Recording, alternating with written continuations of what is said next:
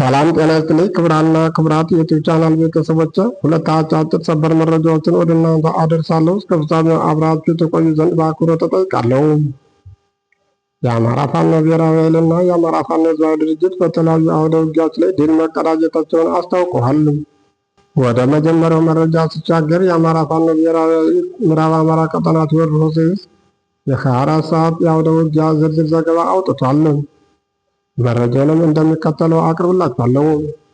ዳንጉር፣ ጃዊ፣ ዳንግላ፣ አፈሳ፣ ሰከላ ዙሪያ አጉት ጠንከር ያለ ውጊያ ተደርጓል። የአማራን ህዝብ በሳምንት ውጊያ ትጥቁን አስፈቷለሁ ብሎ የገባው የብልጽግና አረመኔ ሰራዊት በአማራ ምድር እንደ ቆሎ እየረገፈ ትጥቁንም እየፈታ ይገኛል። ለ3 ዓመት አካባቢ እየተዋጋ የሚገኘው አረመኔ ሰራዊት በአማራ ፋኖ እየደረሰበት የሚገኘውን ሽንፈት በአፉ ማመን ቢያዳግተውም በየግንባሩ ግን በርካታ ወታደሮችን እየቀበረ ትጥቁንምና ተቆጣጥሮት የነበረውን ቦታ እያስረከበ ይገኛል። አፋባ ምዕራብ አማራ ቀጠና ቴዎድሮስ ዕዝ በተለያዩ ግንባሮች ማለትም በዳንጉር፣ በጃዊ፣ በዳንግላ ዙሪያ ማረሚያ ቤት አካባቢ፣ በአፈሳ ሰከላ ዙሪያ አጉት ጠንከር ያለ ውጊያ አድርጓል። 77ኛ ክፍለ ጦር፣ 44ኛ ክፍለ ጦር፣ 66ኛ ክፍለ ጦር፣ 55ኛ ክፍለ ጦር እና 22ኛ ክፍለ ጦር ጠላትን በተለያዩ ግንባሮች ሙትና ቁስለኛ አድርገውት ውለዋል። 102ኛ ኮር 22ኛ ክፍለ ጦር አንደኛ ሻለቃ እና 105ኛ ኮር 55ኛ ክፍለ ጦር አንደኛ ሻለቃ በጥምረት አባይ ላይ ታላቅ ድል ተጎናጽፈዋል። ሁለቱ ኮሮች በጥምረት አባይ ድልድይና አፈሳ መግቢያ ላይ ህዳር 26 ቀን 2018 ዓ.ም ከጠዋት 2 ሰዓት ጀምሮ እስከ ቀን 6 ሰዓት ድረስ ከፋሽስቱ ብልጽግና አገዛዝ ዙፋን ጠባቂ ሰራዊት ጋር በመፋለም ታላቅ ድል አስመዝግበዋል። ጠላት ናዳ ከተማንና አፈሳ ከተማን ለመቆጣጠር ከገጭች ከተማ ከወተት አባይ ከተማ በርካታ ኃይል በመያዝና ከነፍስ ወከፍ እስከ ቡድን መሳሪያ በመታገዝ አፈሳ ከተማ መግቢያ አባይ ድልድይ ላይ ማጥቃት ያደረሰ ሲሆን 102ኛ ኮር 22ኛ ክፍለ ጦር አንደኛ ሻለቃ እና 105ኛ ኮር 55ኛ ክፍለ ጦር አንደኛ ሻለቃ በጥምረት በመሆን የጠላትን ሰራዊት ለጊዜው በስም ያልታወቁ አመራሮችን ጨምሮ በመደምሰስና በማቁሰል ከባድ ሰብአዊና ቁሳዊ ኪሳራ በማድረስ ብሎም ቀጠናውን በማስከበር ታላቅ ድል ተጎናጽፈዋል።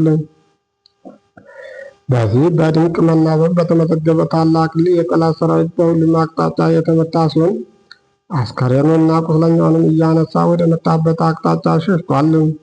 በተመሳሳይ 105ኛ ኮር 66ኛ ክፍለ ጦር በጃዊ ቀጠና ዘንዘን ከተባለ ቦታ ላይ ከጠላት ጋር በተደረገ የእጅ በእጅ እልህ አስጨራሽ ፍልሚያ የክፍለ ጦሩ ተወርዋሪ ቃኝና መሐንዲስ ሻለቃ፣ 2ኛ ሻለቃ፣ 4ኛ ሻለቃ በጥምረት ያስገኙት ድሎች የሚከተሉት ናቸው። አንደኛ ከ30 በላይ የአብይ ወንበር ጠባቂ ሰራዊት አባላትን መደምሰስ ሲቻል በርካቶችን ከባድና ቀላል ቁስለኛ ማድረግ ተችሏል። ሁለተኛ 22 ክላሽንኮቭ የጦር መሳሪያ መማረክ ተችሏል። ሶስተኛ 490 የብሬን ጥይት፣ 2 ሸንሸል፣ ከ1000 በላይ የክላሽ ተተኳሽ፣ 14 የእጅ ቦምብ፣ 1 የስናይፐር መነጽር የመሳሰሉትን የጠላት ቁሳቁሶች መማረክ ተችሏል።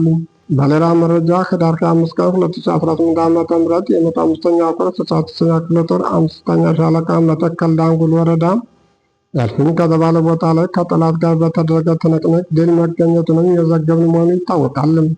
ስለሆነም ከ10 በላይ የጠላት ኃይል ተደምስሷል። በርካቶችንም ቁስለኛ ማድረግ ተችሏል። በርካታ ተተኳሾች እና ትጥቆችን ማግኘት የተቻለ መሆኑን ለማሳሰብ እንወዳለን ብለዋል። የሰደድ እሳት የሆነው ነበልባሉ ፋኖ የአብይን ገረድ ሰራዊት እየለበለበ አስከሬኑን እያዝረከረከ ወደ ማንቡቅ እንዲፈረጥጥ አድርገውታል።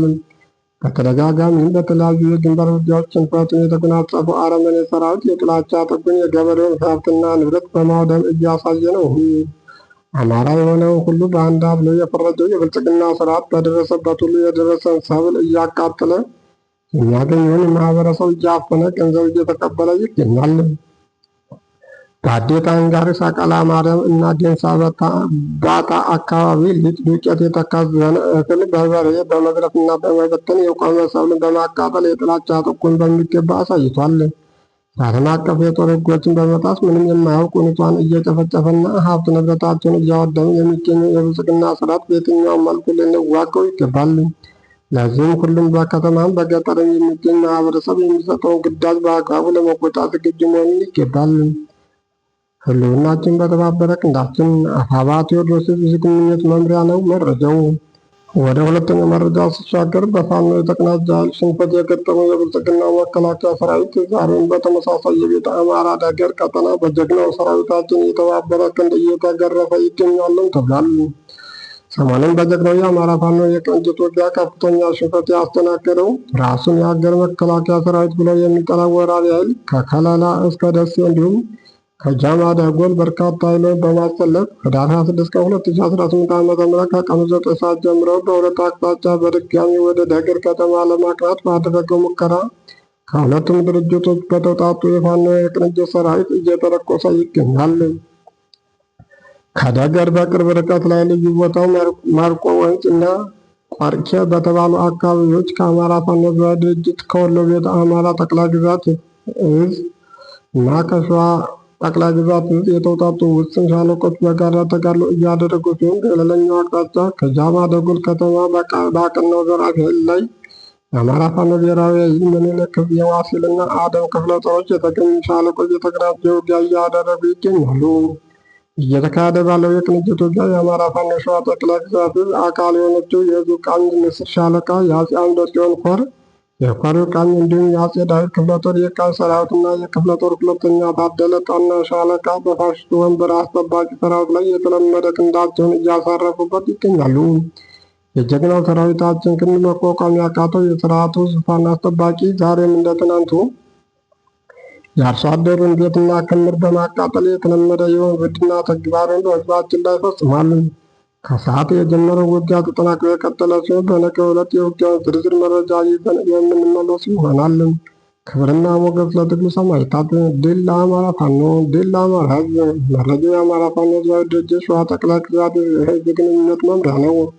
ውድ የዚህ ቻናል ቤተሰቦች ለሰዓት ያስኩት መረጃ ይህን ይመስል ነበር። በሌላ እስከምንገናኝ መልካም ጊዜ ተመኘሁ።